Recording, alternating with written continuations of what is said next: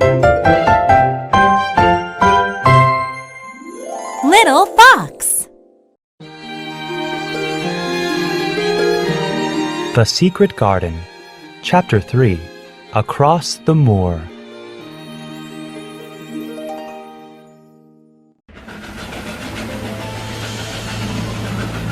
Mrs. Medlock's story sounded like something in a book, and it did not make Mary feel happy. A house with 100 rooms and nearly all of them shut up with their doors locked? A man with a crooked back who shut himself up, too. Mary pressed her lips together and stared out the train window as it began to rain.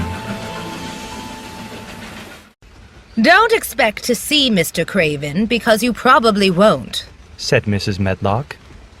And you must not expect that there will be people to talk to you. You'll have to play by yourself and look after yourself.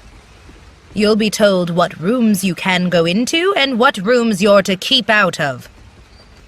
There are many gardens, but when you're in the house, don't go wandering or poking about. Mr. Craven won't stand for that. I won't want to go poking about, said Mary in a sour voice. She had felt sorry for Mr. Craven, but now she felt he deserved all the trouble that had come his way. He certainly sounded unpleasant. Mary turned away from Mrs. Medlock and watched the rain streaming down the window of the train. Soon she was asleep. When Mary woke up, it was quite dark. The train had stopped, and Mrs. Medlock was shaking her. Open your eyes! We're at the wait station, and we have a long drive ahead of us. Mary stood up and waited while Mrs. Medlock collected their things. They stepped down from the train and found a carriage waiting for them. A footman opened the door. After they were seated, he climbed up next to the driver and they set off. Mary was not a shy child, and she was not exactly frightened. But there was no knowing what might happen in this strange house on the edge of the moor. What is a moor? She suddenly asked Mrs. Medlock. If you look out the window in about 10 minutes, you'll see one. You won't see much because it's a dark night, but you can see something. We have to drive 8 kilometers across Moor before we get to the manor. Mary asked no more questions but waited in the darkness, keeping her eyes on the window.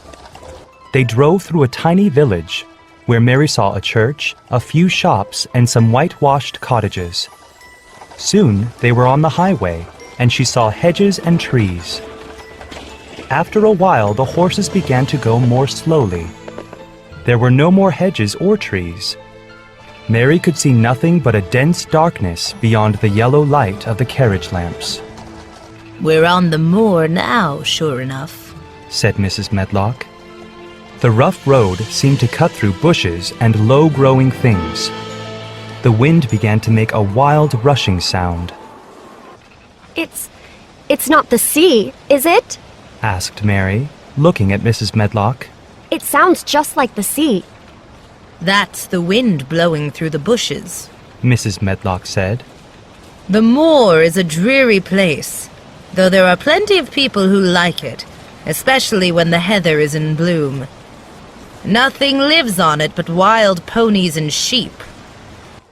On and on they drove through the darkness. The rain stopped, but the wind whistled and made strange sounds. Mary felt as if the drive and the moor would never end.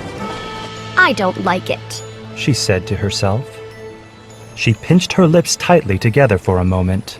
I don't like it. The horses climbed a hilly part of the road. Just then, Mary caught sight of a light. Mrs. Medlock saw it too and gave a sigh of relief. I am so glad to see that bit of light twinkling, she exclaimed. We shall soon get a good cup of tea. But after the carriage passed through the gates of the estate, there were still 3 more kilometers to drive. At last, they arrived at Misselthwaite Manor. When they stepped down from the carriage, they were standing in a courtyard. A servant opened the front door.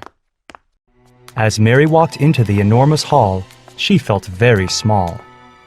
A thin old man stood near the servant. You are to take her to her room, He said. Mr. Craven doesn't want to see her. He's going to London in the morning. Very well, Mr. Pitcher. Said Mrs. Medlock. Come along. She said to Mary. She led Mary up a broad staircase and down a long corridor. Then they went up a short flight of steps and through 2 more corridors. Finally, they came to a room with a fire in the fireplace and supper on a table. Well, here you are. Said Mrs. Medlock. This room and the next are where you'll live, and you must not wander from them. Don't forget that. Mary looked around. I don't like it. She said to herself again.